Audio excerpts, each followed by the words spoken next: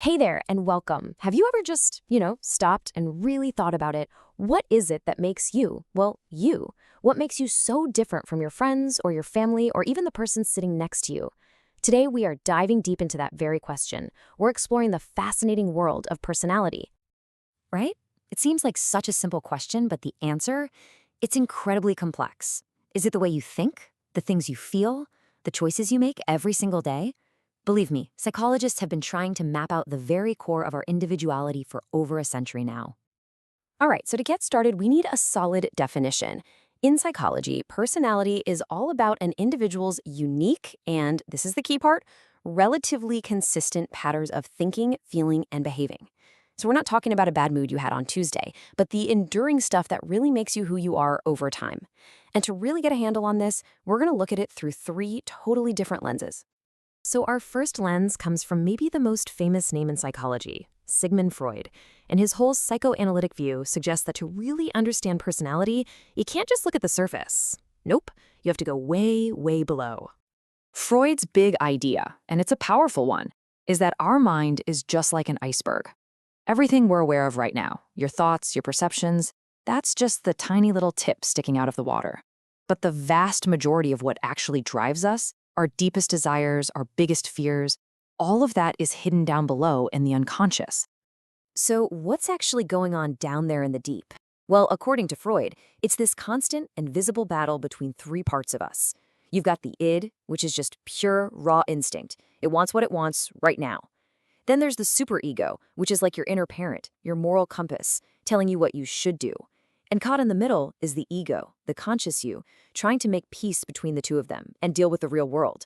For psychoanalysts, your personality is basically the outcome of these hidden fights, which often started way back in childhood. Okay, let's switch gears and look through our second lens. If the psychoanalytic view is all about hidden depths, trait theory is much more about the visible ingredients. I want you to think about your personality like it's a unique recipe. The main idea here is pretty straightforward. Our personality is built from a set of core characteristics, or traits, that are pretty stable over our lifetime. These aren't mysterious hidden forces. They are real, measurable parts of who we are that can actually help predict how we might act in different situations.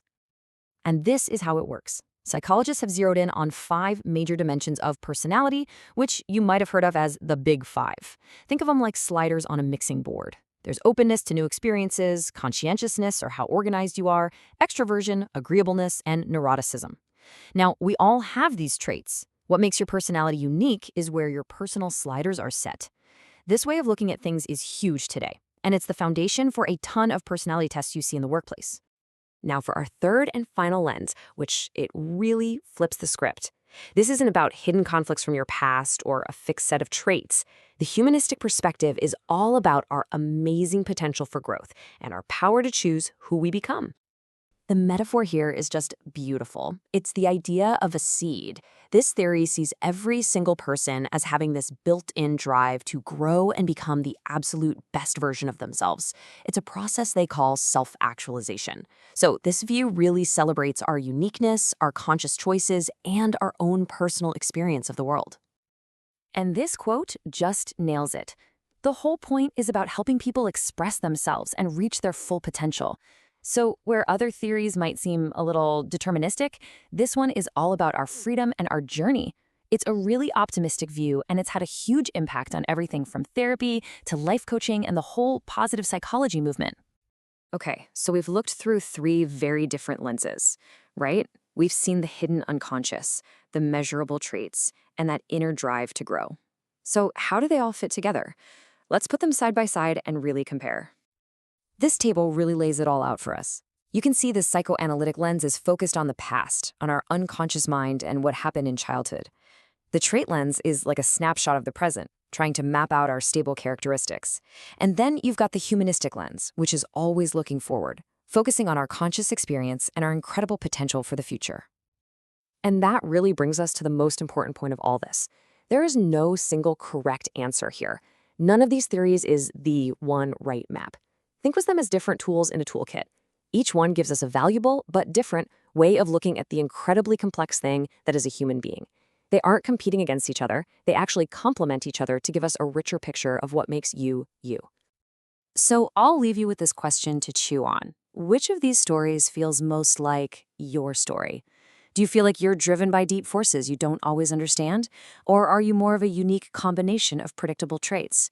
Or do you truly believe you have the power to grow and become someone completely new? Which lens really seems to capture the truth of you?